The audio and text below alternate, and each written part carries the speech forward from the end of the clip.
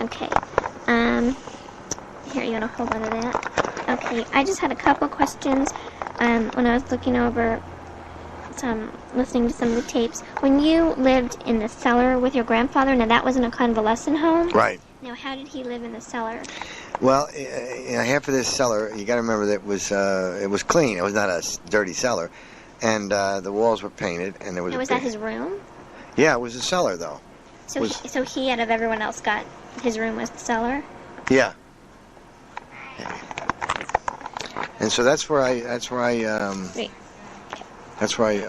stayed. It was just a place that we lived together, downstairs. Now, okay, let me see what other question that I had. Now, when your grandfather passed away, that's when you lived with only your grandma?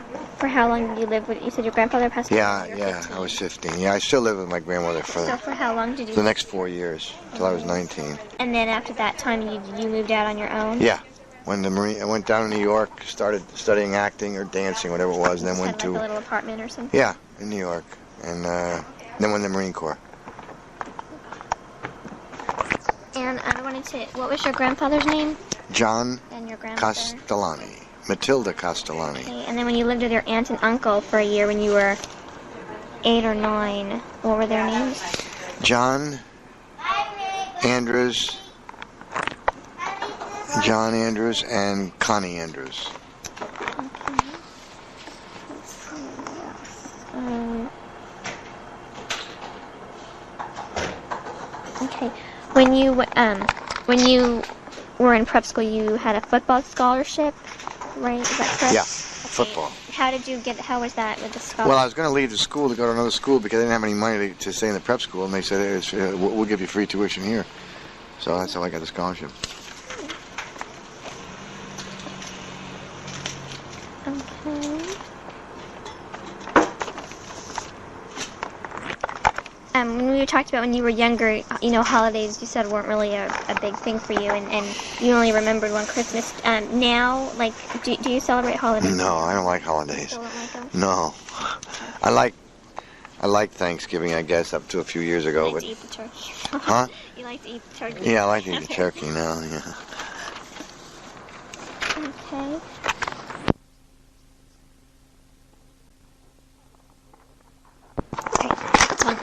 All right. Are we on? Yeah. Okay. I had It's supposed to be this way? Yeah, the speaker's right there. Oh. Okay. I had a question when we were talking about when you lived in the home when you were a child. Okay, what was the reason that you were put there in the first place? Okay. To the very best of my ability, that was the years after the Depression, and I do believe that my mother just couldn't take care of me, and there was nobody else to take care of me. So she only had that one other recourse. And so the homes allowed parents to take their kids there? Yeah, when they had nobody to take care of them, then it wasn't even a parent because she was divorced. She was a single parent in that time. Okay. But she came to visit you, so they were allowed to do that? Or was that? I don't think she came to visit me in the 2 years I was there. I don't think. I don't remember. It was the other home you were in? Yeah, that was the other one in Troy. Okay. Yeah, but then they were putting me in there. But the one in New York, no, they had. My aunt came to visit me a couple of times. I remember that you said you used to run down the hill when she left. That was with my aunt, and I believe your mom came.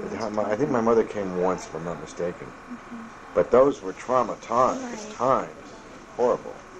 So, like I said, I remember my aunt coming, and then my mother. I think it was her. I don't want to get my aunt and my mother mixed up. And this is your aunt? Just there was no place to go, and that was the only place. That was they had places like that, and abandoned kids. Who knows? Like I said, it was just nobody wanted me, and just nobody wanted me. And at that time, you didn't know your grandparents very well. They don't even speak English. Why they didn't take me, I'll never know. But then when you finally did talk to your grandfather when you ran away, then... That was the last time, yeah. That was when I was 7. Right. 6. So when you were older. So Yeah. now, what did they speak, Italian? Yeah. So were you able to communicate I could with them? understand, yeah. I understood him. My grandfather was as I grew older, he got to speak more English. But yeah, I could understand Italian as a kid. You just learned that from your mom? No. My mother had nothing to do with me as a youngster. She was really out of the picture. So you just picked it up from listening to your grandparents talk? Yeah. Oh, that's interesting. And my godfather, they were all Italian. Everybody spoke Italian. They never spoke any English. It was always Italian, so you had to understand. I couldn't speak it, but I had to understand it in order to get along with what they wanted to say. Now, when you had these family gatherings, you mentioned a few times That was on later. Sunday. Okay, right, that was later. Yeah, I was in my early teens. Now, who would come to those? Those would be the family members, such as my aunt, my uncle. Let me see. I had one uncle and 2 aunts, and they had children, so they would come, and they would be on Sundays. I was the oldest of the grandchildren, and they would be big Italian dinners. Now, as you grew older, did you establish a different relationship with your mother? I mean, I know you weren't close to her when you were younger. Well, I think, my mother, let me put it this way. I'll give you a little vignette here with my mother and the way I felt about my mother. When I was 17 years old, my mother got in a head-on collision in a car. And she almost got her scalp taken off me. And it was written up in the newspaper where it was at the time, which was down in lower New York State. They used a fictitious name. The point I was trying to get, I was 17 years old, and I didn't care whether she lived or died. And that's a sad... But then when she did, you regretted that you weren't able to say goodbye. Oh God, yeah, we all that was all mended. Yeah, okay, you're that's talking what I was about. Asking about yeah. You're talking about before. You're talking about. I was talking about like just. So I'm talking about age 17. Okay. When she died, I was age 48.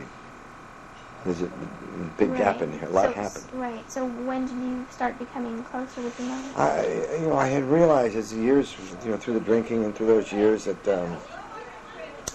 and then coming back, I had realized that, my God, she paid a heavy price for all the.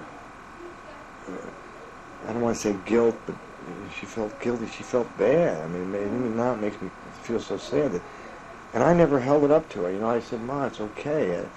I think in the past, 10 years before she died, I think we became close. And I called her and constantly cared for her.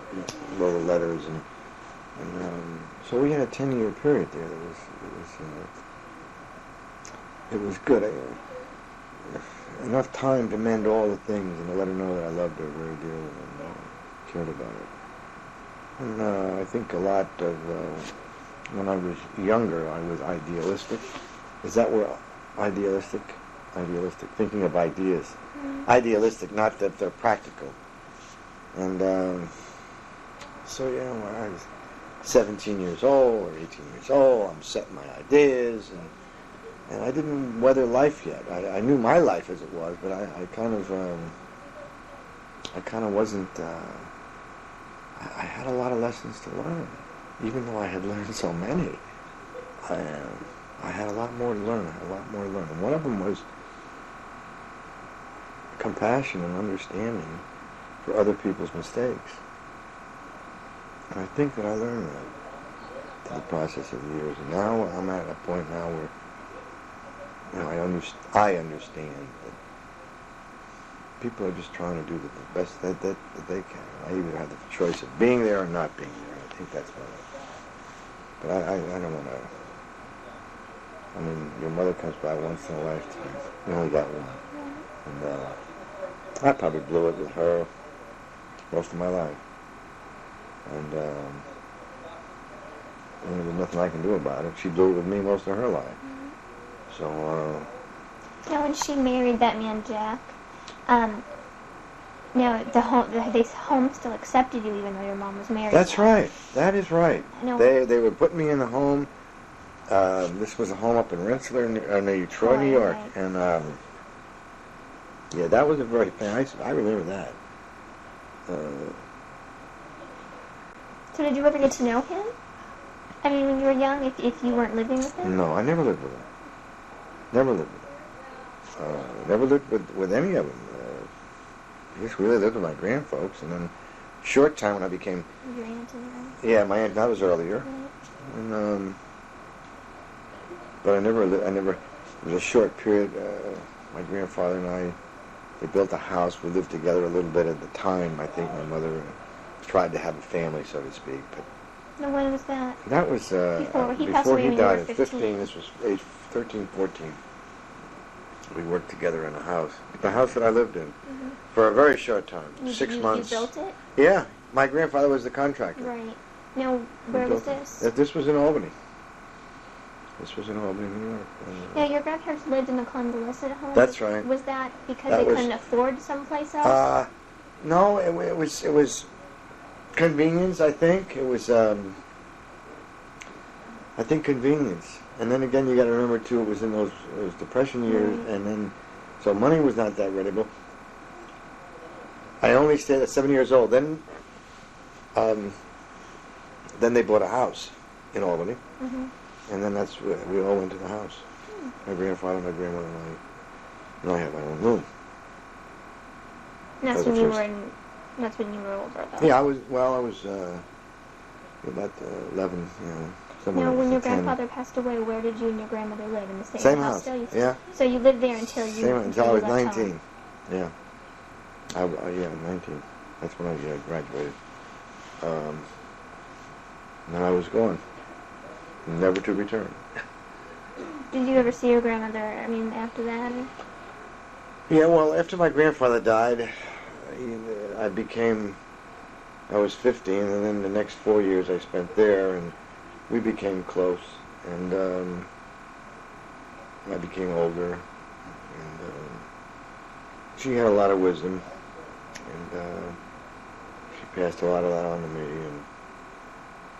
and then through the next 10 years, I died when I was 27, I was close to her, and I went to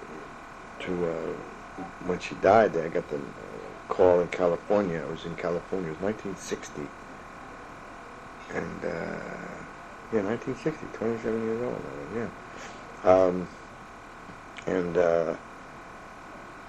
And she stayed alive until I got back to Albany. And she died that next morning. But they said that she was going to die, so I traveled. I got off the plane and took a car and went up to Albany, and she was alive, and she saw me and she just shook. She was so excited to see me, and she put her hand on my head, and she went into a coma, and she died. I was right there. Yeah, oh yeah. That's why I say I was there when my grandfather died, and I was there when my grandmother died, and I missed it. Not that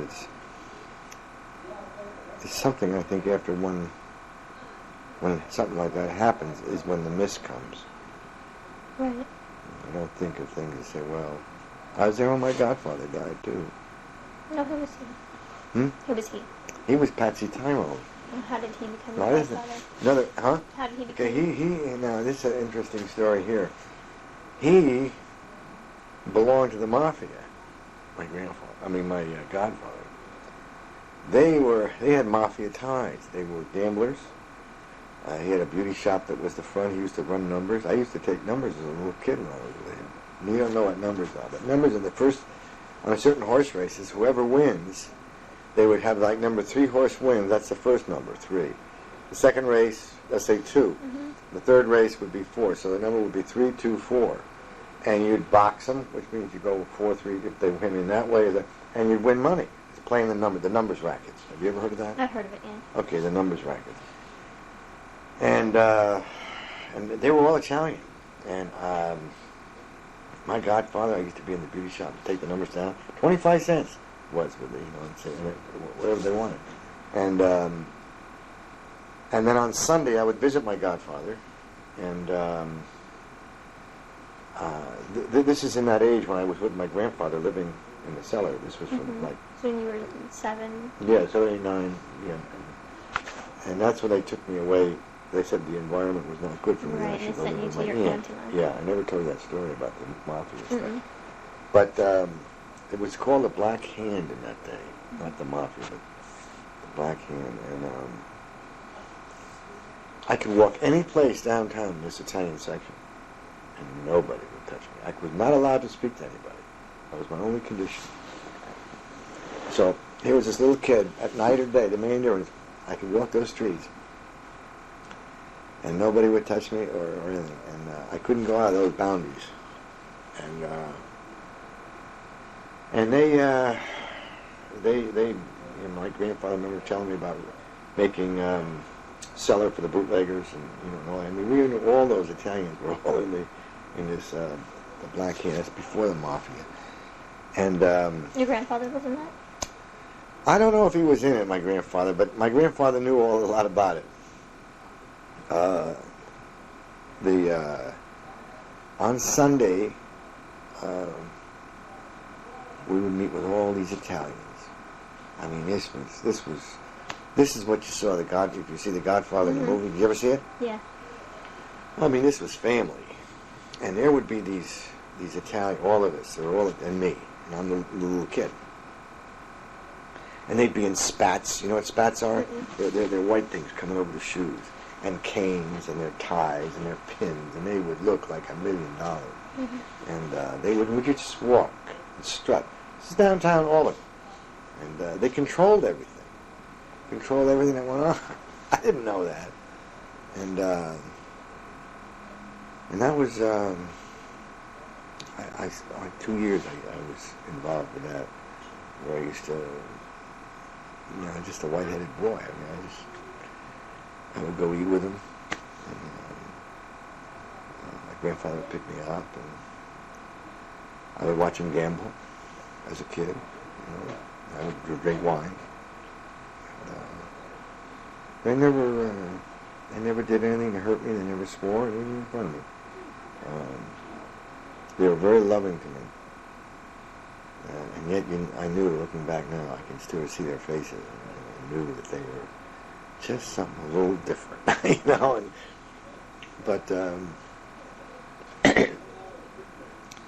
and we would eat. When we would eat in a restaurant, we would eat in a closed booth, a closed area. You couldn't see anybody else in the restaurant. They'd close you off. I remember that. And everything was cooked fresh, from Chipola to Rocca Benanopoli. That's the guy's name who owned the restaurant, Rocca Benanopoli. And but that was an era of time for me too. We go to the ballpark on Sunday. And, they just took real good care of me as a youngster. And I was safe. But again, you got to remember, I wasn't playing with marbles. I wasn't playing with toy soldiers. I was taking numbers in the thing. So. But that didn't make me tough. I was not a tough kid. I was crying on the inside all the time. I just wanted to belong somewhere. And if I belonged to these guys, that's cool. There were no women there. It was only guys. And they were all Black Hand. Now, how did he become your godfather, though? He became my godfather because he kept everything in the family in those days. Oh, he was part of, he's in your... Well, but he was known. So when he's an Italian that came off the boat, and when they had grandkids and stuff like that, they didn't go outside. Your mother know him? Oh, sure. Okay. Oh, yeah. Oh, yeah. Yeah. And so it was just taken for granted that, somebody was in the family. You never went outside the family. You never told anybody else's business. You kept to yourself, kept quiet. And then they moved me away because they thought that was a bad influence on me. So is that what they thought was the bad influence, not your my grandfather too, see, because I was always with him, and he was always down there, and we were always together. We were always in the Italian section.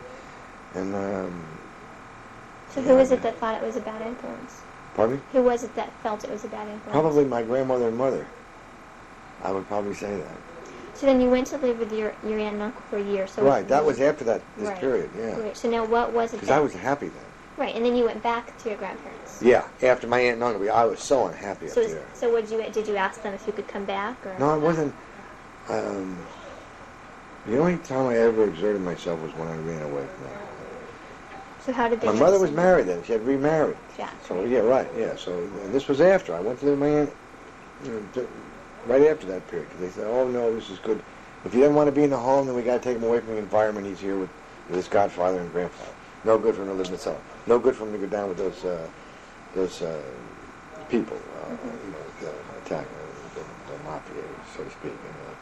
I mean, they didn't have guns and shoot. I mean, it wasn't like that. Like it wasn't shooting. It was just rackets, and Albany was a big political arena. I mean, it was not Albany was the capital of New York State, so there was a lot of inner play there with call girls and all this stuff. It was big business down there, and the Black Hand had the whole area. That was their area. And this was a downtown area, like I said. Nobody ever touched me or they handled me. So they got me away from there, And when I came back after that, maybe it was 9 months or a year,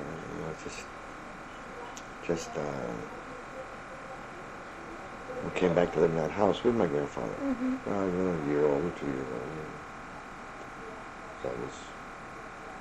So my godfather died at 11. I was 11. I still went down to see him, but I was older. But it wasn't the same. I didn't know, thinking back now, I didn't know I was going to grow up. I always thought I was going to be 7. Or I always thought I was going to be 8 or 6. I never realized that I grew up. See, I always thought it was going to be different. It's amazing. I don't know how you feel about that, but I always thought I was going to be 7 years old. I never saw beyond the age of 7. I said, wow, I'm this way for the rest of my life. This is where everybody is. Right. And yet, when I went back, my godfather died and things began to change.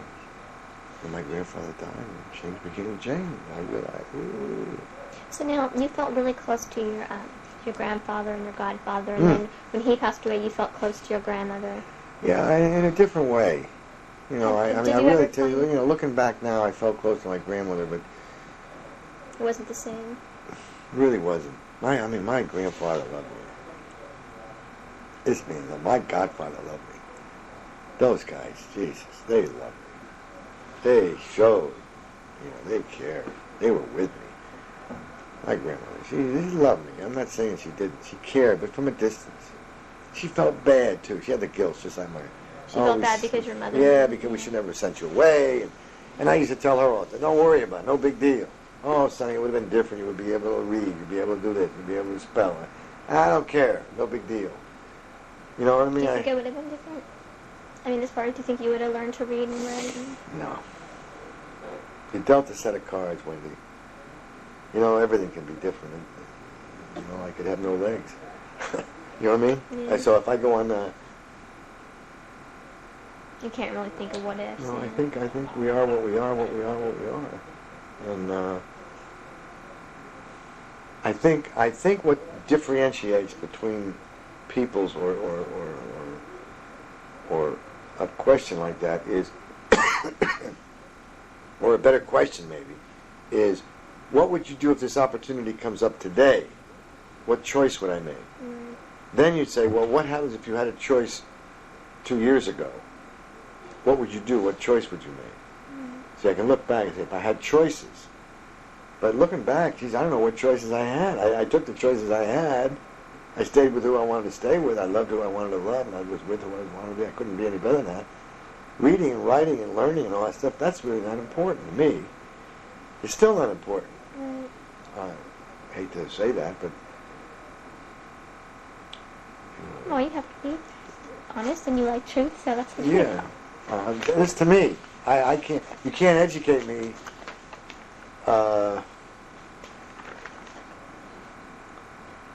you cannot... Or I cannot be formally educated. It's because I fall asleep. I can't control my sleepiness. It's not important. I look out the window.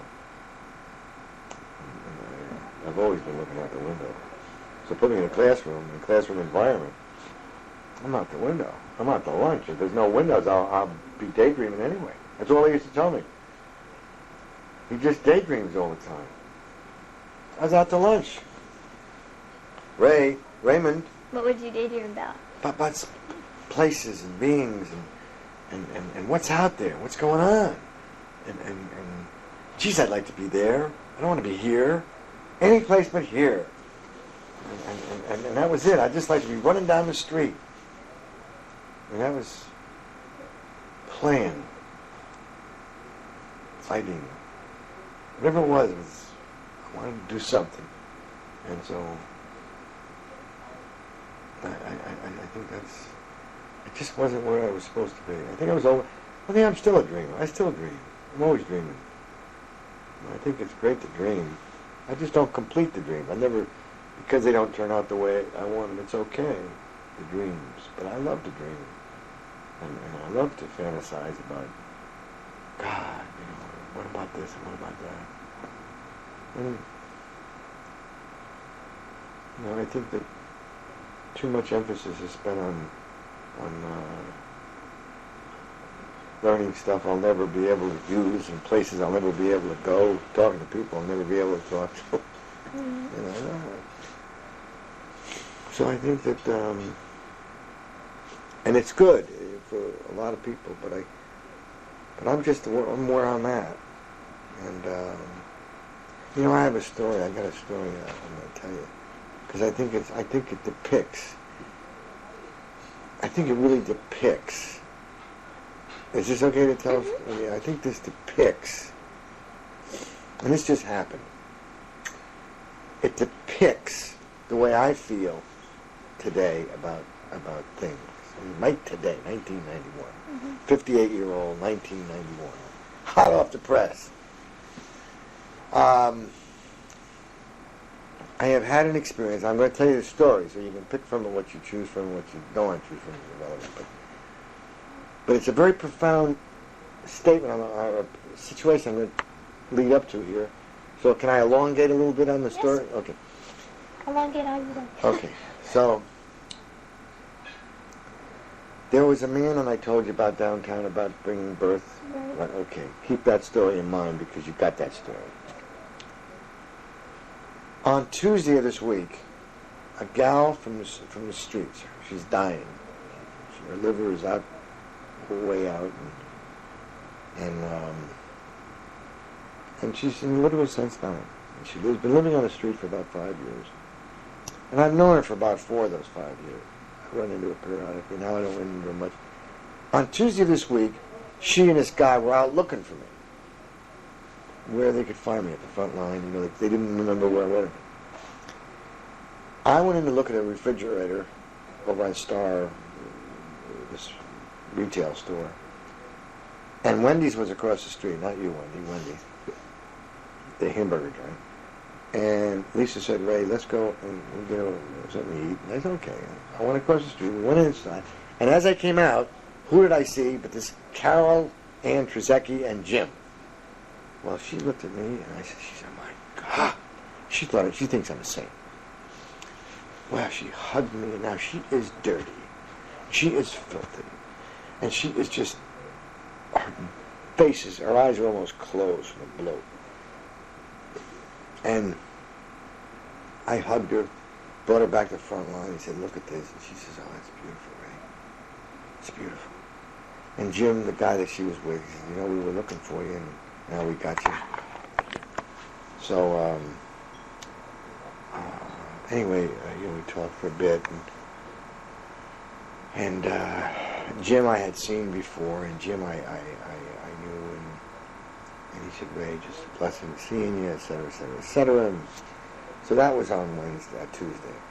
On Wednesday, I got a telephone call I came back from Skid Row, and the telephone at the front line was ringing, and it was Jim. And he said, "Ray, you got to come. We're at the hospital, the emergency hospital. Carol's dying." I says, oh my God. I went down to the hospital. This is the North Hollywood Center, North Hollywood Center Hospital, what do they call it? North Hollywood Community Center. And I walk in, I was sitting there, and there's Carol. And she's laying on a gurney. She's filthy dirty. Blood is coming out of her head and her nose. She's got her nose packed up. It's coming on. And she looks at me, and you can just barely see her eyes. And it's so squinty-eyed. And I hold her, and then she starts to retch and throw up. And I hold her. And this is in the emergency ward. And I hold the basin, the Macy's basin, and she throws up, and dry heave, blood, and all, and retching material, and she did it about 5 or 6 times, you know, and I finally said, is there a nurse available that can help me here? I mean, I'm in the emergency. Well, this girl's dying. She's got IVs, you know, and they're giving her blood. And anyway, Jim had told me outside the hospital, and he said that the doctor's just going to put her in our car, and just he was going to stabilize her and put her in our car. So I went and I spoke to the doctor. The doctor said this to me: I'm just going to stabilize her. I'm putting her out in the car, and she's going to die in a day or two anyway. So I said, oh my God, to myself. I said, oh my God, oh my God. And he was so pompous and so arrogant and so assured of himself. And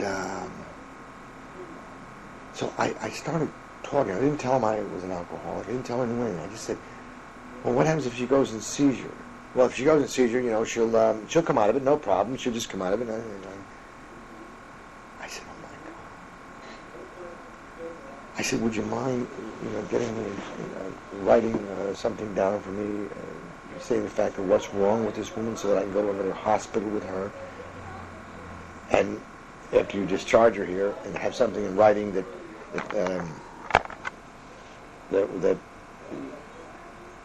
so I'm not, you know, doing it cold turkey again. He said, oh yeah, and then tell me about the seizures, and you can just tell me what to do and put it in writing for me, so I know what to do, you know, plain a little. And I went outside, and I almost had tears in my eyes, because here's a woman in there that's dying, and this doctor is worrying about the money that he's not getting, and the hospital he's not getting, and telling her she's going to die anyway, so let her go, we're just going to stabilize her and put her out in the streets again. And I'm out there with Jim, and I'm saying, my God, these are 2 street urchins that are caring more about this girl in the hospital that's dying than the doctor that's got all the money and property and prestige, okay?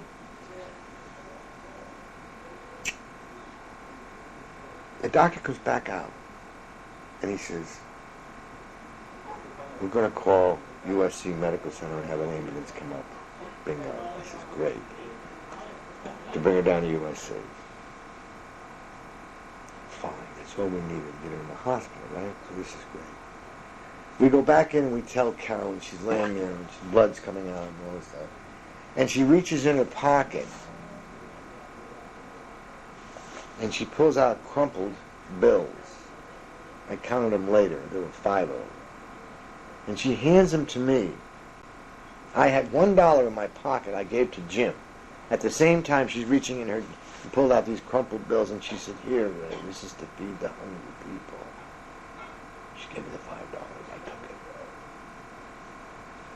Today, which is Saturday, which is 3 days after that, 2 people came to the frontline, today, which is Thursday, Thanksgiving Day, 2 people came to the facility this morning and wanted to help. And I got to talking about it. And I said, well, you know, I'm downtown, you know, serving the food, blah, blah, and I went on and on. Just what you all know, what you all's been on this tape. And I painted this whole picture about what I'm trying to do with the love and understanding and giving dignity and et cetera, et cetera, et cetera. And Mickey, the husband, and the wife, Laverne, I think her name was. Laverne says to me, she says, well, you only give them a Band-Aid. She said, you know, can't you, you know, we got to change them in some way, change your thinking so that they can, go further. And I told her, I said, Jesus, can't you understand that you wouldn't have him rake leaves in your front lawn. You'd want him away from you. You'd say, Ray, get him out of here. And then I began to see the picture for the first time. And this is what I want to say now. I put this package together for you. As I looked at her and I started talking to her, I said to her, I told her the story about Dale Glover with the baby.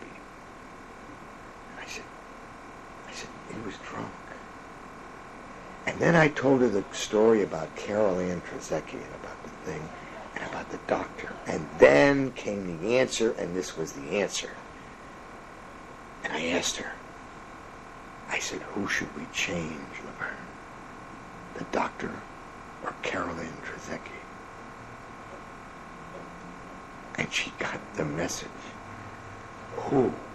The cold-hearted doctor with all his magnificence that's going to put a human being out in the streets to die?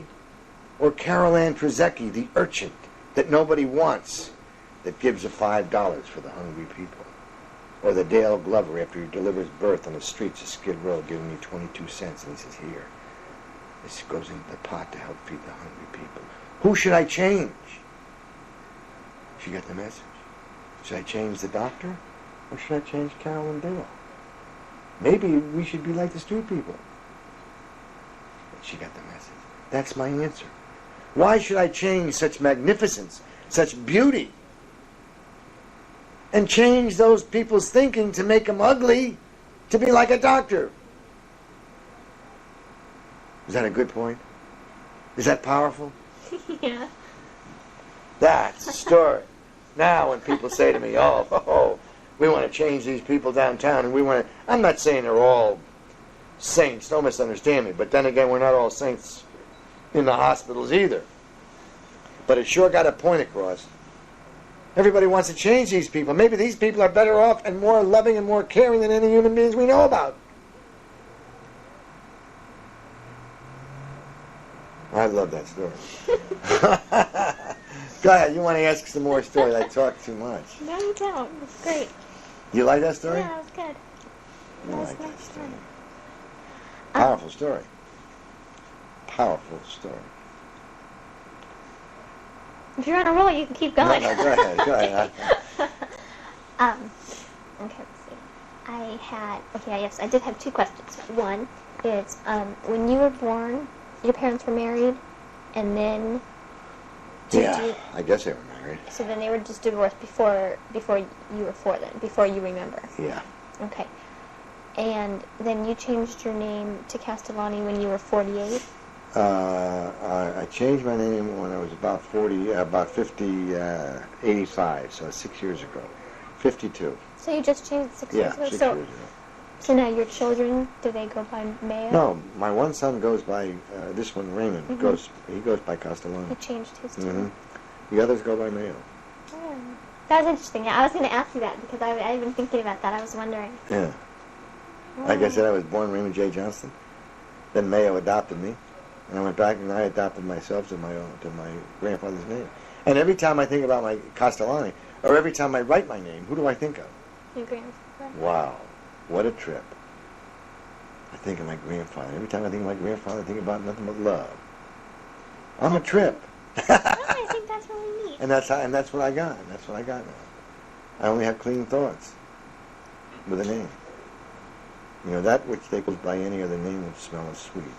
That's what Shakespeare said that. Did you know that?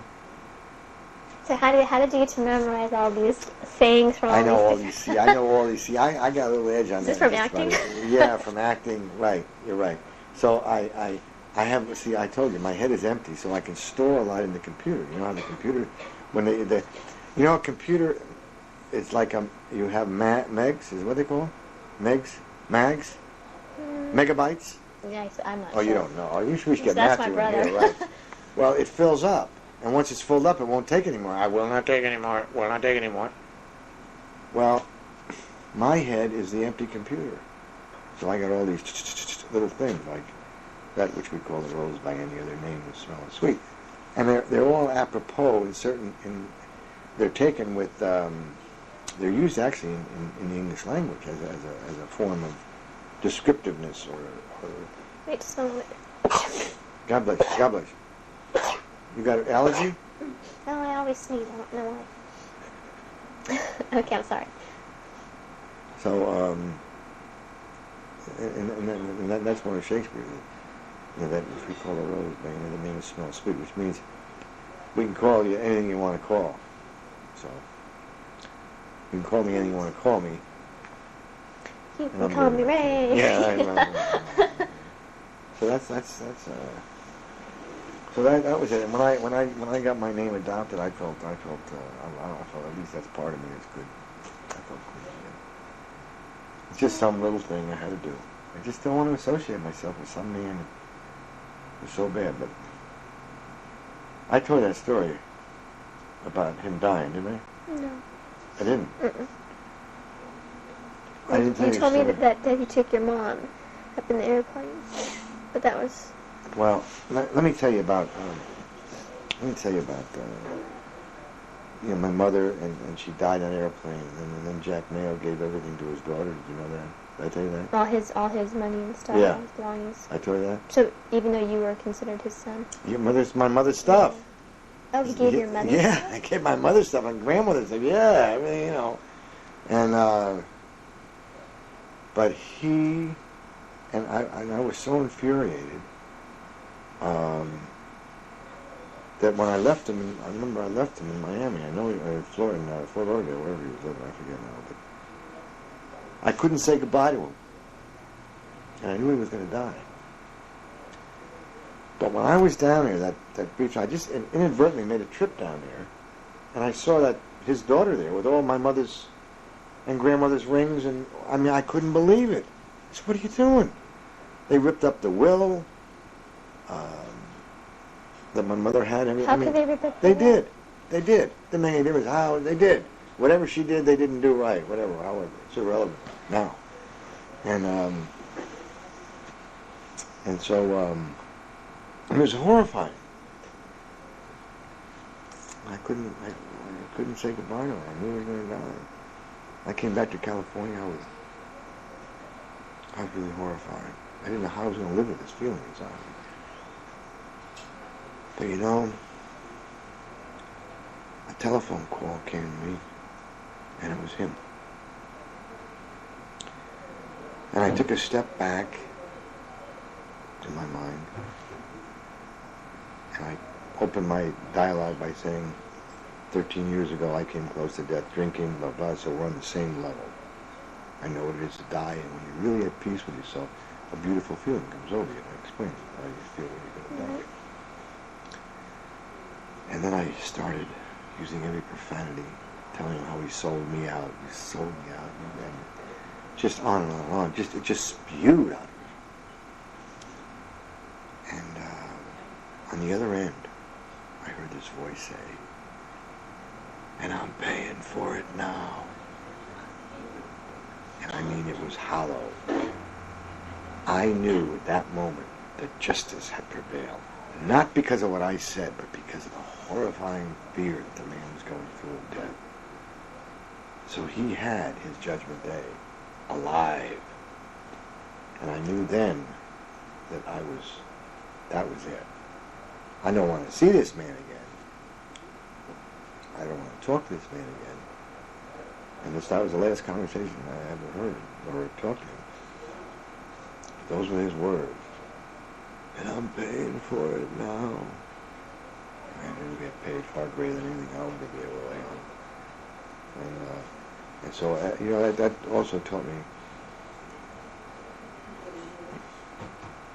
I'm not the judger. People have got to pay prices far greater than anything I'll ever be able to lay on. And so, I stay out of that.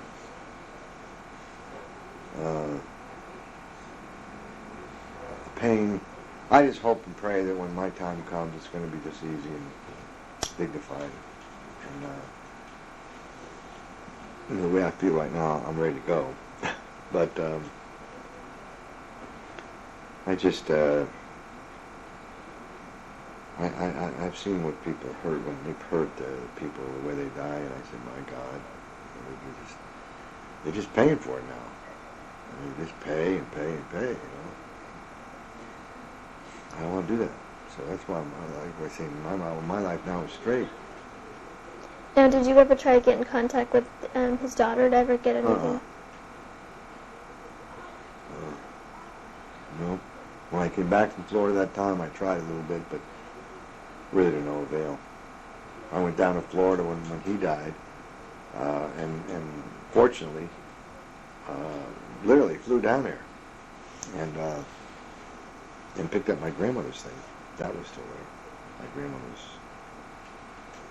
antiques and stuff like that. There wasn't much, but I wanted it. I didn't want her to have it.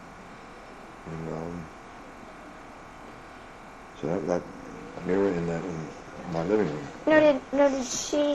Is she only his daughter, or yeah? So she's like your stepsister, Mm-hmm. and you never, and she lived with your mom, No, and I don't know anything about her. No, she just lived a whole separate life. You just come in at the end when somebody dies. Mm-hmm. Hi, I'm here. And no,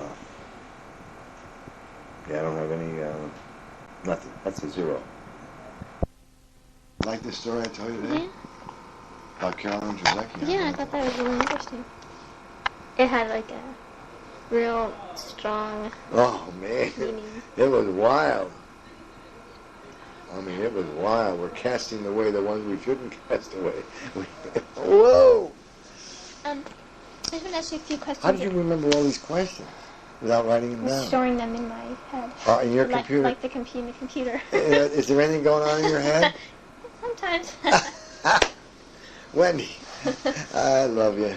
Go ahead. Okay. I had a couple things I wanted to maybe talk a little bit about Frontline and how I recall something about it's a truck that you got. I was just curious about like how all that came about. My truck was stolen. Didn't I tell you that before? No. The truck was stolen. It was in the 14th of it was Valentine's Day. I get tired when I get to talking all this stuff. Valentine's Day, 1989. I went out to get in my truck and it was gone. I got this sick feeling inside my gut. Not because of me or because I lost the truck, but because I couldn't bring down the food and didn't know what to do. I think that's what was the big thing. And as it was, that day we brought the food down. It was a Wednesday. We brought the food down that night, and Lisa had mentioned to me. She said, "Do you mind if I call the newspaper and let them know that about the truck being lost?" And I said, "No, it's okay." I just gave up.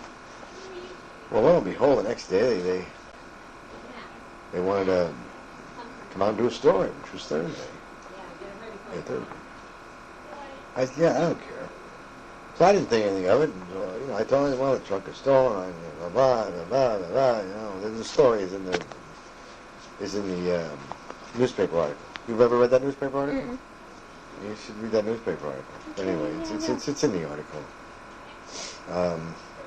And I told him a story about how I started and all that stuff, and they took pictures at the church. And again, I'm just depressed. I don't care. Jesus, my whole life is screwed up anyway. One more time, and so let go at that. And the next day, which was Friday morning, it hit the newspapers. God, man serving food on Skid Row has his truck stolen. Well, holy Jesus, before you know it, the whole city was talking about this guy beating people, and he's got his truck stolen. And I mean, it's on the radio, it's all over the place. Wherever you go, they're all talking about this guy that got his truck stolen. And that guy was me. Oh my God. So, on KZLA that morning, Ken Cooper, who's the DJ, got a hold of the paper and told people about this guy who lost his truck on Skid Row. And, geez, one thing led to another. And God, the mayor was, offering me trucks, and Steve Martin, this man, that man, everybody in the whole city is coming to my rescue now. You can borrow my truck, I'll give you gas, I'll give you this. It was a tremendous display of helping a humanitarian feat. I mean, it was a display of all of Los Angeles coming to the aid of this guy Castellani, and the boys downtown were worried and all this. Anyway, KZLA gave me a truck, brand new truck, to bring the food down the next day. So I didn't even miss a beat, didn't even miss a day. And on Saturday, they hit the newspapers again on the LA Times saying, hey, they gave him a truck in KZLA, and he's got coffee, and he's got this. So it was a gesturing part about, coming to the aid of a man who was coming to the aid of other people. And, it was a tremendous, tremendous story, tremendous. I think an outreach of people that cared with money that helped. It was something that they could get their teeth into too. It was kind of I don't want to say. Well, it made them feel good too. Yeah. So, yeah. But they could get their teeth in. This guy lost his truck. He's feeding the homeless. We're going to help him now to keep on helping other people. So that was the truck story. But it's a very famous story in the annals of Los Angeles journalism. No, it's not. I'm only teasing you. But it's a good story. Everybody knows about the story, about the guy that lost his truck on Skid Row and had his truck stolen. And the truck came back. A week later, it was a hot truck. Everybody in this world was looking for the white truck. And whoever took it was probably pretty afraid after they saw it in the they let that truck newspapers. go. And they saw it all over the place. So when you got it back, was it all okay? Yeah, no. It was pretty well. The ignition dashboard was all broken. It was pretty well beaten up, but it was okay. It was drivable. And the ignition was busted. So. That's really neat. So now, I know we talked about when you were younger and you sort of envied how Babe Ruth signed autographs and he was a star and how that's what you wanted to be and that's part of the reason why you maybe went into acting. Right. Now, because of Frontline, you found yourself, even though that wasn't your intention, you found yourself becoming sort of a star, right? You're right. From being in the newspapers and You're everything. right. So how does that feel? Even though it's weird because you're right. it wasn't your because intention, I have become now a someone people look up right. to. I've become a myth in some places. I've become a hero. Huh? A hero. Yeah, a hero here and a topic of conversation over here and they interview me here and they interview me there and I became just now a new organization. Well, it's not new, but which I thought. See, because I couldn't read, I opened up this. They delivered me a letter last week of. I had to sign for it in the post office. It's registered right to me. So and when I looked at the thing, it said. I thought it was, because I can't read. I never saw the word. It was graffiti, and I said, "Oh, graffiti! What's somebody writing me something about graffiti for?" So I gave it an Irene, and the word was giraffe. And she said, "Ray, you got an honor here." And what it is that they just honored me as a giraffe. It's like a they call it sticking your neck out, but like a nationwide fraternity, so to speak, where they have these really people that do a lot of stuff. I mean, so they honored me with this. They're going to publish me in their magazine and across the country, and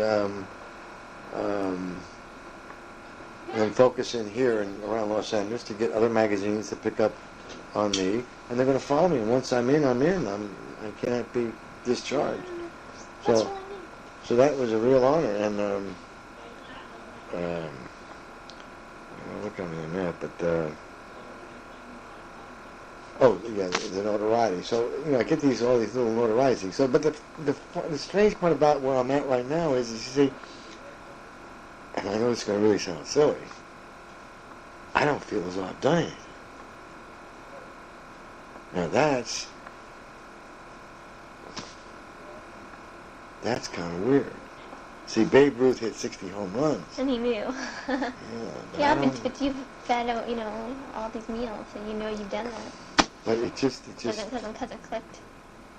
It has no meaning. Has no meaning. Has nothing. And really, it's almost like there's a removal of self there. There's no apparent meaning. I think, I haven't given it any thought, but that's a good question that you asked me. That, all my life I wanted to be something. All my life I wanted to be recognized as something. And now I'm recognized in probably the most profound area there is to be recognized in, which is the bottom of the barrel, which is Skid Row, where nobody can go. So I can go. I can walk among the destitute, so to speak, where nobody can walk.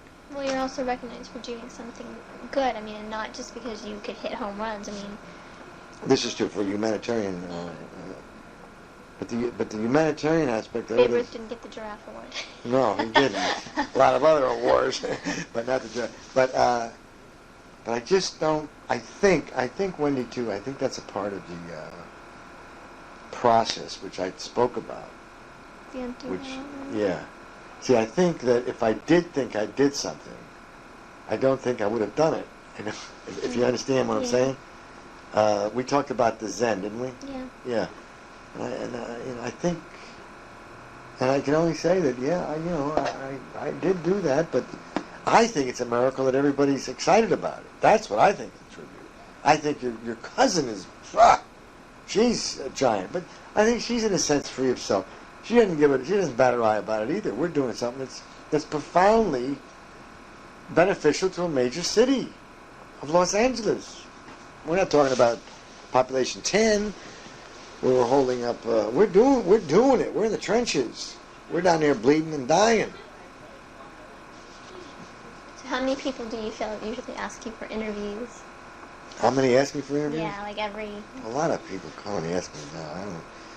I'm not going to do that anymore because. So I'm lucky I got it in. Well, no, this is I'm different. just kidding. But. No, they come from schools and they come from with their cameras. I'm not going to do that. I'm not going to say that like the giraffe thing. This is a legitimate thing. But you're worried if they're not. I can't go through it Just anymore, a lot Wendy. of time. Yeah, I just haven't got the time to spend with it anymore. And I'm not really. I think, and I'm told this. See, I thought maybe I could do it the other way. I think if I just keep feeding people, they're going to have to come to me. They're going to have to come to me. Mm-hmm.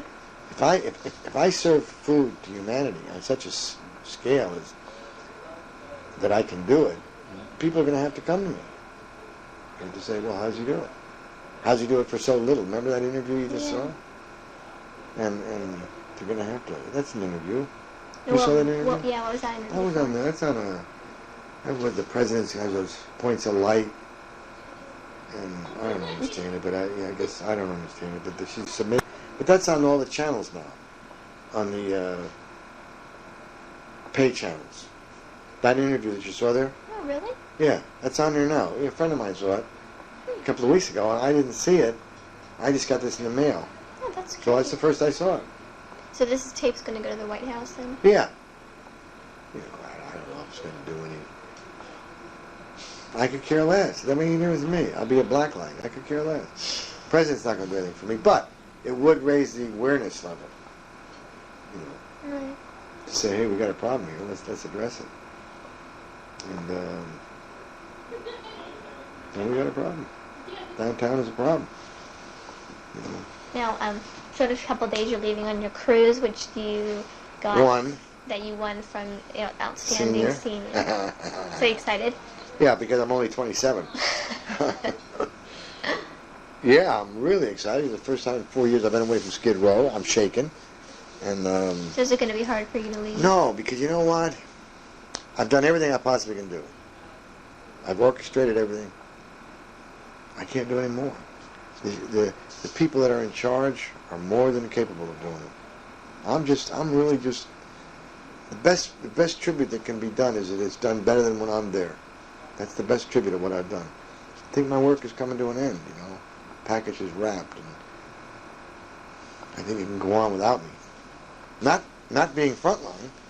Forget about that. The formula. I think that's what I'm talking about. This formula can work. If it works without me, we're in business. Sure, I gotta leave it alone. And I've left everything out. It's the last trench I gotta get out of. The one is not going downtown. And that's the big one. I can do everything else, but that's the big one. Because I am the center down there.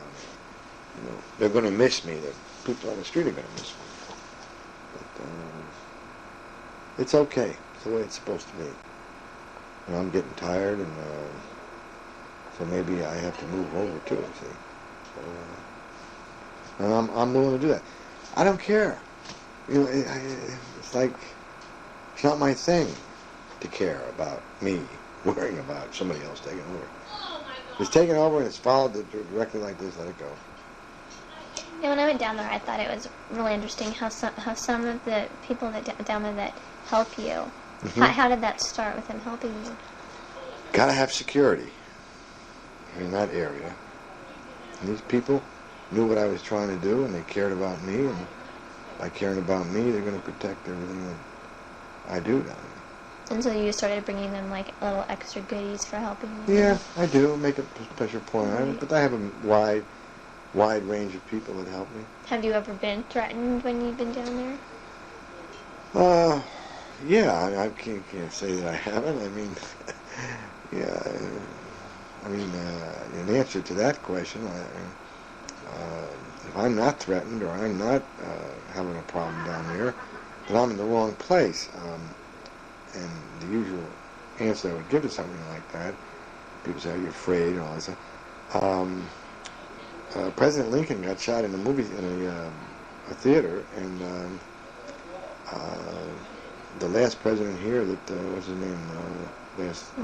Ronald Reagan got shot out in front of his the hotel uptown. So. I mean, what is typical? Is it just the people that don't always come around are the ones that usually start stuff? They're not the regular. Not the regular. They don't know, so they'll step out, and when they make that step out, then you got to be aware. But I think you got to be aware anywhere. Has anyone been hurt down there? No. You know, the Marine has been hit, and I've been hit, and this other older woman has been hit once, and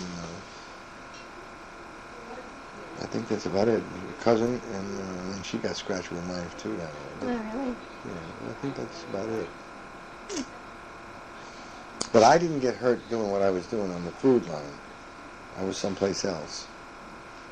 So it had nothing to do with frontline. So is it pretty much regulars though now that come down? Or do you find that there's a lot of new people? A lot of new people.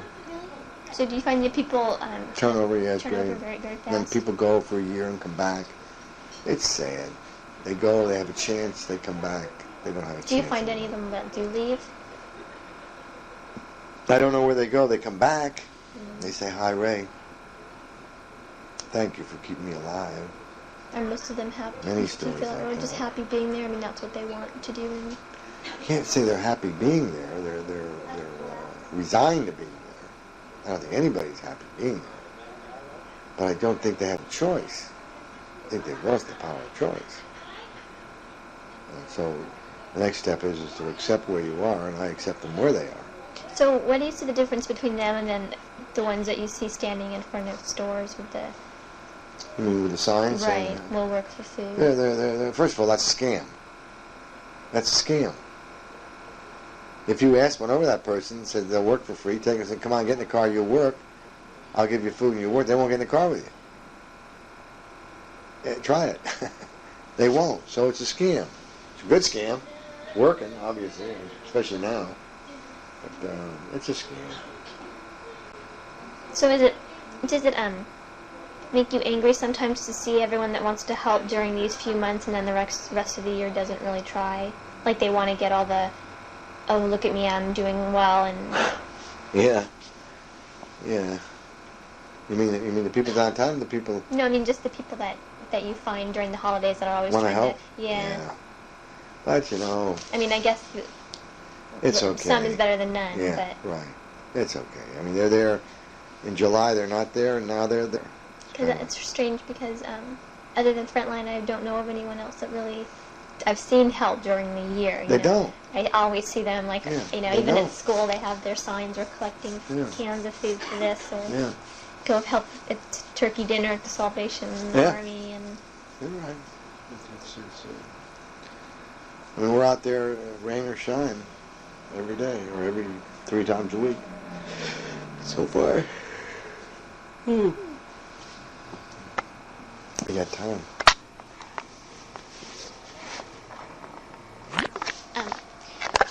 When we had talked about when you had alcohol, after you stopped drinking and you had trouble talking.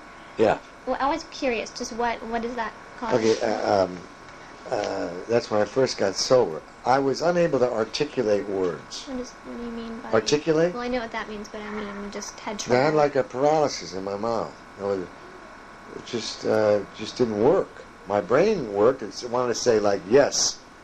But it was hard for you to... But I could, and they wouldn't pronounce the letters of the words. Did you know that you weren't? Yeah, I knew I was deficient. I mean, I knew that something happened to me. Now, was this what happened while you were drinking or when you stopped? I mean, were you... No, I think it happened during this last period of drinking, the last several months. You know, just absolutely beat, mumbling, babbling. And then when I got sober, I couldn't remember what words went together and how they went together.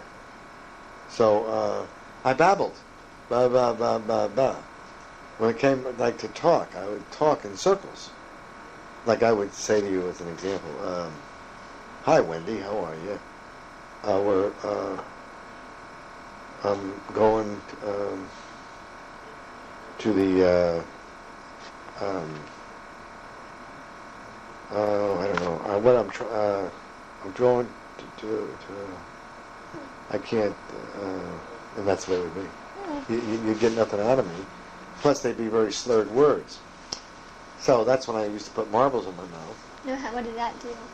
Well, marbles made the jaw work. You chewed them? No. The marbles would be in there. If you put marbles in your mouth and try to talk to it, try to talk straight through it. But where'd you put them? Like No, they'd be all over. 3 or 4 or 5 marbles, and just don't swallow them. But if you put the marbles in your mouth and try to talk through your to the marbles, you will strengthen your diction and your tongue muscles and your jaw muscles. How did you know about that? Through acting. Really? Yeah. A lot of actors do that when they're working on pronunciation? No, I don't know where I came a long time ago. No, I take that back. I didn't learn that through acting. I did that myself. I learned to go keiki kaikoku through the acting. But I learned the marble. I put the marbles in my mouth, and that'll help me. Because go to the marbles in my mouth, and then try to talk through the marbles and try to get the words, enunciate the words. And then I would try to recite things I would know to try to get my... So how long do you think it took you to... Well, I was mumbling for 8 or 9, 10 months. I was talking. Sort of, people used to say, well, my God, he came out in a sentence, and we were so happy that I talked in a sentence. And, it was a big thing to be able to talk in a sentence. And you wouldn't get much of an interview if you had me 22 years ago. Oh, Mr. Castellani. But I wouldn't have to tape them. No, that's right. But so I think that it's paralysis. It's what it is. A form of paralysis. Minor paralysis. They got a lot of things wrong with it. I mean, I used to hear bells all the time.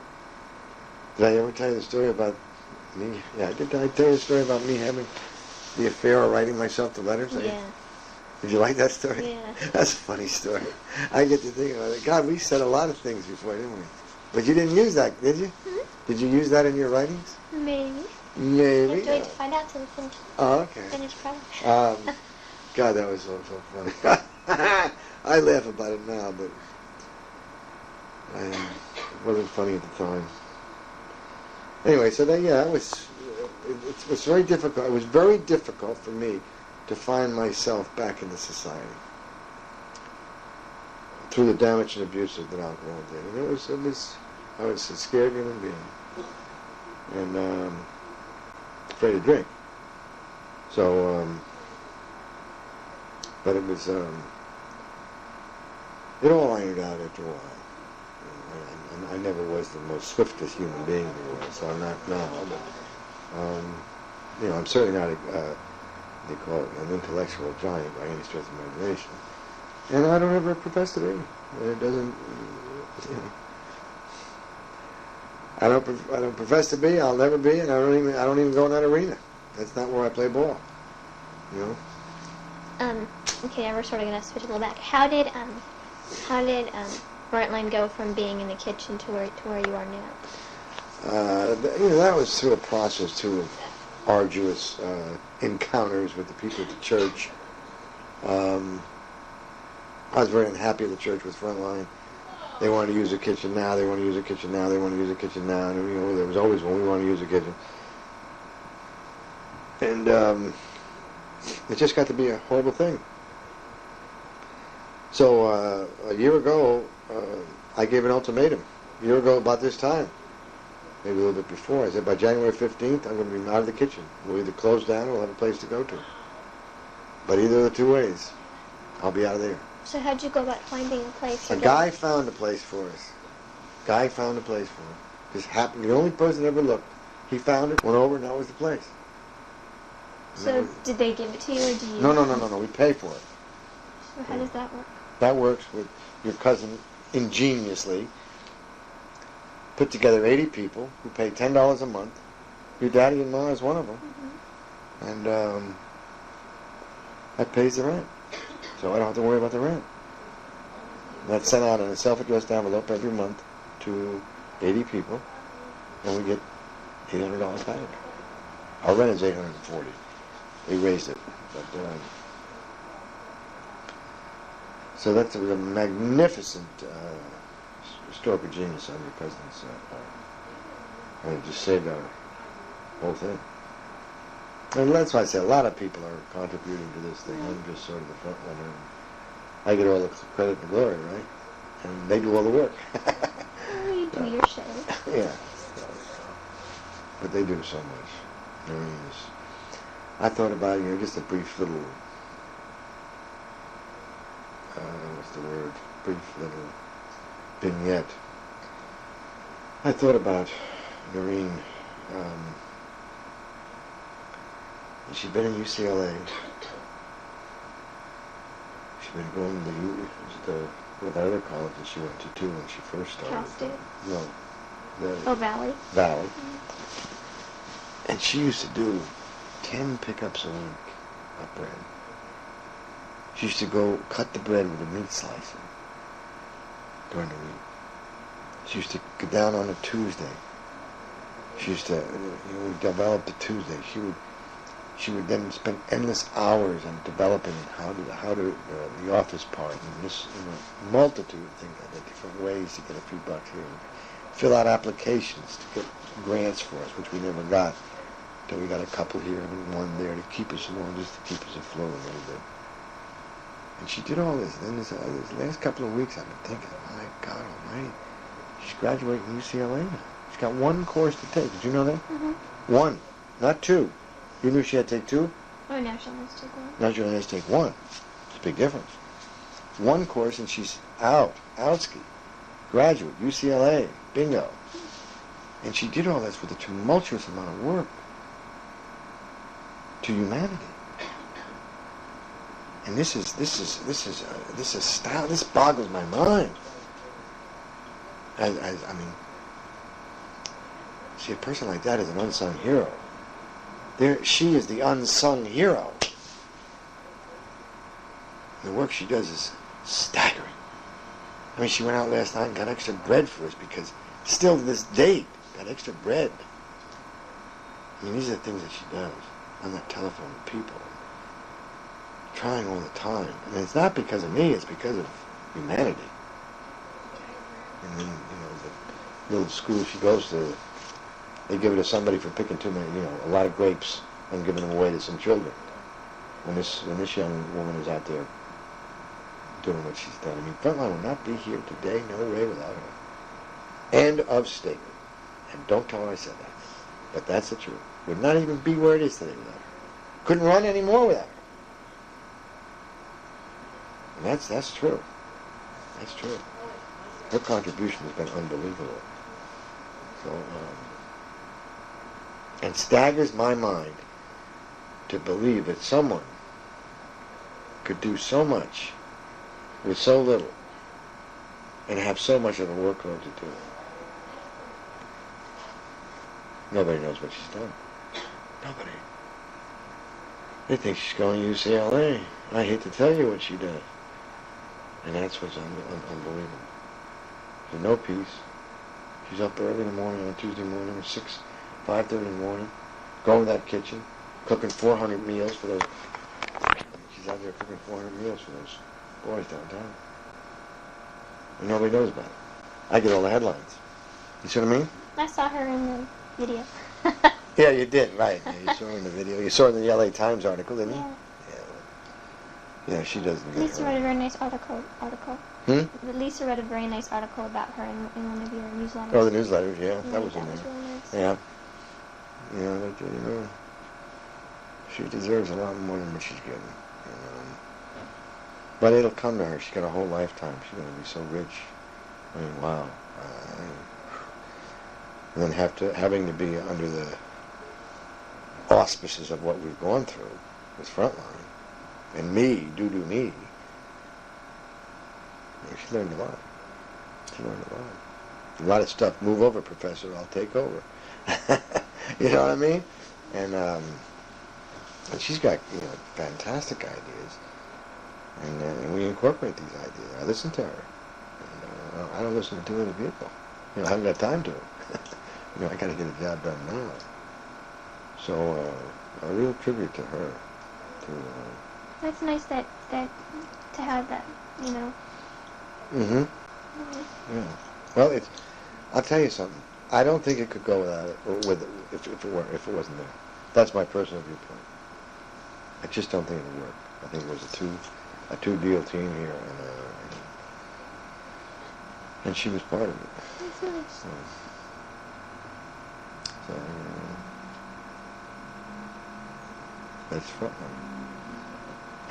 Nice.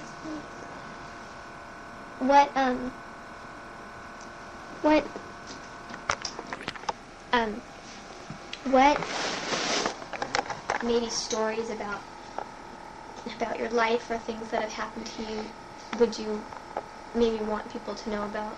Like Ray Jr. and so forth. Like what things that happened to you were really maybe important that you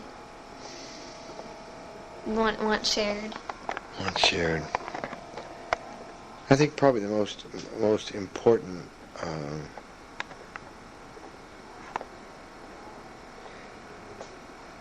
I'm going through my whole life now. That's how fast a computer is. Did you know that?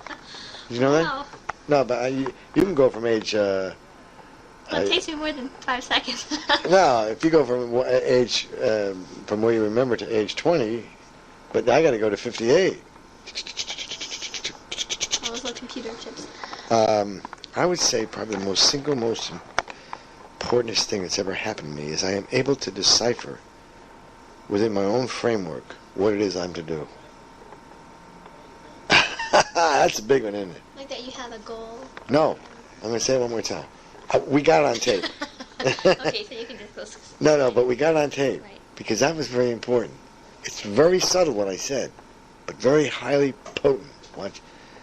If I can remember. I always forget what I say. I'm going to play it back? Yeah, play it back. Okay, hold on. Yeah. So, that's it. To know within my own framework what it is I'm to do. But that has nothing to do with a goal. No, I mean goals. Goals, yeah. It has something to do with the intuitiveness to know what to do and when to do it. And not necessarily how to do it, but this is what I got to do right now. And I think that's that's probably the most single thing that I say now, a credit my life to right now, is that I'm able to get into that area. I don't have to want to say, I don't know what I'm going to do. I don't know what I want to do. I don't know, I'm lost. Or I know now. And I'm able to tune in on that. And that could mean just sitting and doing nothing for the rest of my life. If that's what I'm to do, then that's what I'm going to do. I don't have to worry, say, oh, God, I should be doing something else. Nope, this is what I should be doing. And that's what I say about the trip. No, I know. That's what I'm supposed to do. So feeling that you're on the right path. That's all. Right. So my intuitiveness directs me as to, I go on a trip. Sure, you say, well, are you apprehensive? No, I'm really not apprehensive. I know it's going to work because God's running the show. And that's it. So I think that's a heavy-duty statement because it really cuts through all the bullshit of life and puts your framework on it saying, I know where I'm going. Oh. Now, if you know where you're going, that's all you got to know, isn't it? It's a secure feeling. If you know you got to go home right now and you're on your way home, you don't have any worries in your head. Well, it's the same way with life. If I know where I'm going in life, I'm there. I've arrived. And then the question is just to execute that. I think that's important. I think most people today, in our whole world, our planet, except for the animals. And I think the animals are confused now because the people are confusing them. The elephants are going wigging out over there in Africa. Did you know that? Mm-mm. They're wigging out. I learned that at UCLA from Maureen. She takes the African course. So I don't know about it. I didn't want to think I learned too much knowledge, I got to let you know where I learned it from. But it's true. The animals are wigging out now because of people. So what was beautiful about the animal, or about an animal, is the animals always know what they're doing and when they're doing it and how they're doing it. Jeez, what better position can they be in? Now, my own little framework, I know that same thing. And I'm not being moved out by people, places, or things like the animals, so I don't have to wig out like those poor Ellies. So, do you ever see Dumbo? Mm-hmm. Flying over. Where did that come from? I don't know. Talking about Ellie's, and I saw Dumbo last night. Oh, you did? Yeah. So what was, We've got to answer questions fast, you know why? We're running out of time. That's okay. So, what was, okay, that would be something that you'd want about yourself, what you've learned. I think it's the most profound thing I could possibly learn. And it's a very subtle statement. Far-reaching effects. Far-reaching. I listen to my own framework and go about it and do it. That's how all these people got fed. I was clear enough to see and to listen and then to go to execute. You can say, well, geez, I have feelings like that, but you never did anything about them.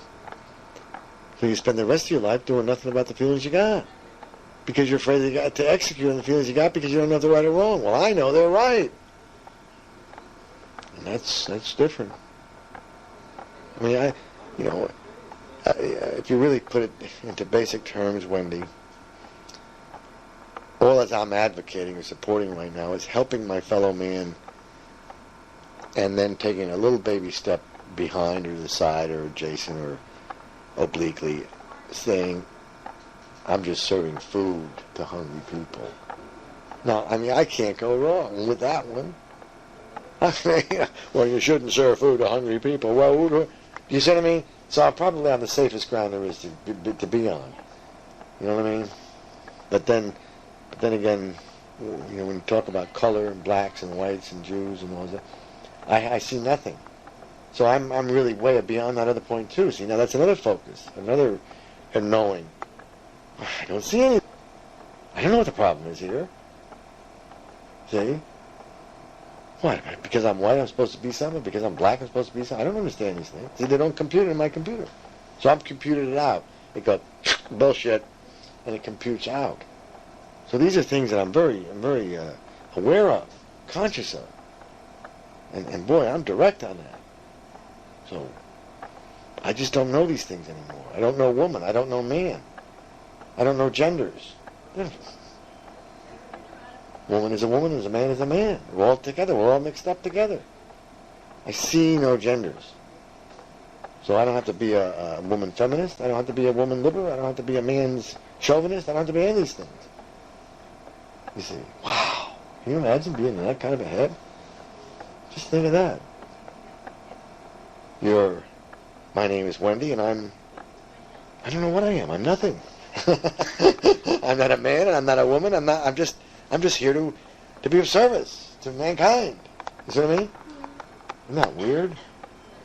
I don't have to be smarter than, lower than, better than.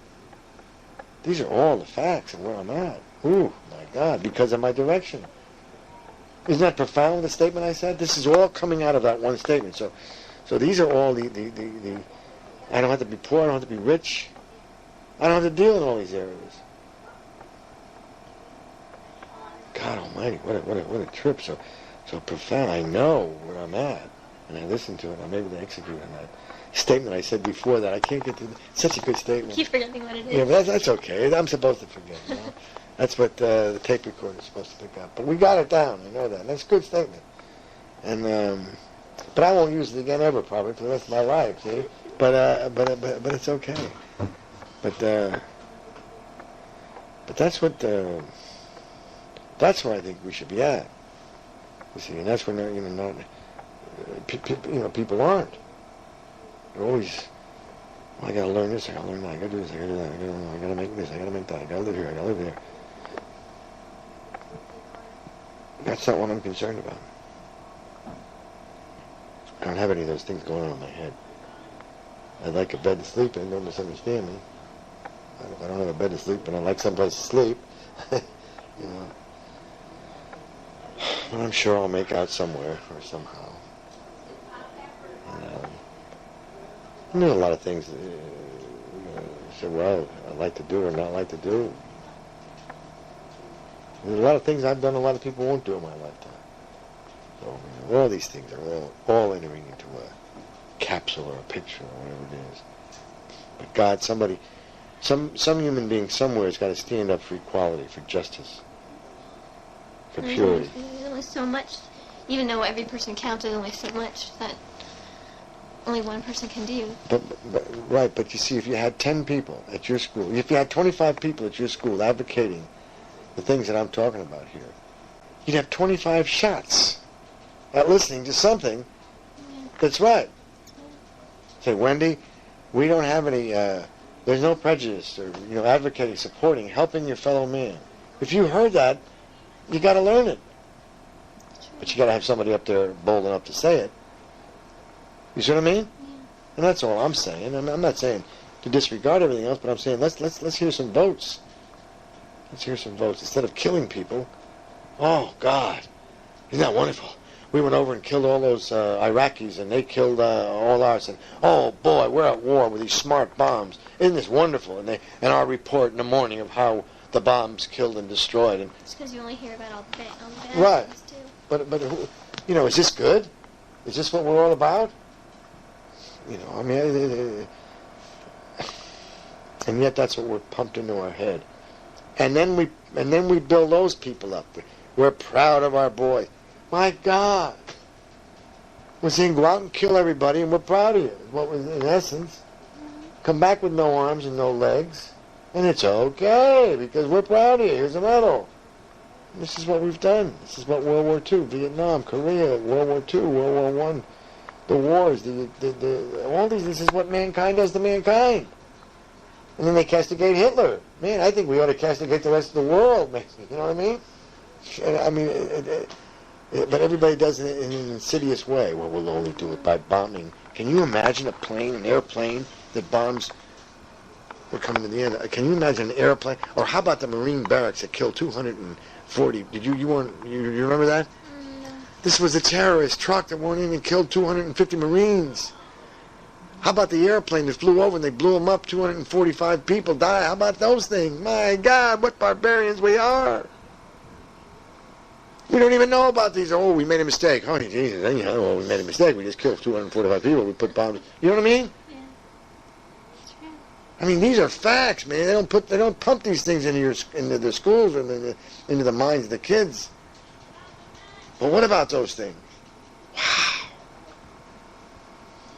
So that's what it's about. That's what so pumping the good, pumping the Not good was a good word. Yeah. So you got better ask another one? we've been talking a lot about things that happened in the past and everything. So I just want to maybe ask you a question about the present. Like today, on Thanksgiving, when you were helping feed the people, how did you feel today? I mean, what feelings? It's easier to remember what you know what happened then. Well, it's basically the same as all times. I think today probably. I mean, you asked this, but I think today of all times, I think I would have rather stayed here. I mean, I know that's sad to say, but it is. I did what was in front of me. I had all these pies. I must have had 30 or 40 or 50 pies. Went down with my son and we cut them up. And we distributed them to several hundred people. And they all gathered around the truck in line, and we just cut up the pies and kept serving them. And they all lined up. And there was a big missions were giving all the turkeys, but they were by the truck. So it was an honor. But I think I was tired. I think I would have rather stayed home, I think, today. And just So relax. next year someone else can do it. Well, yeah, maybe so. Like I said, Ray is gearing down a lot, and that doesn't mean frontline stopping, but I'm out of the picture more and more. This was your turn, and now it's going to be someone Right, else. it'd be somebody else's turn to if that's the case. But I know that I haven't got the strength to continue, so physical strength. Got to put the old horse out to pasture and let him be with a young filly there, and just No one can say you didn't do your fair share or more, so. Well, again, we spoke about that. I don't know. That I don't know. You'll never admit it. No. Well, I think I'm not cognizant of the fact. That's all.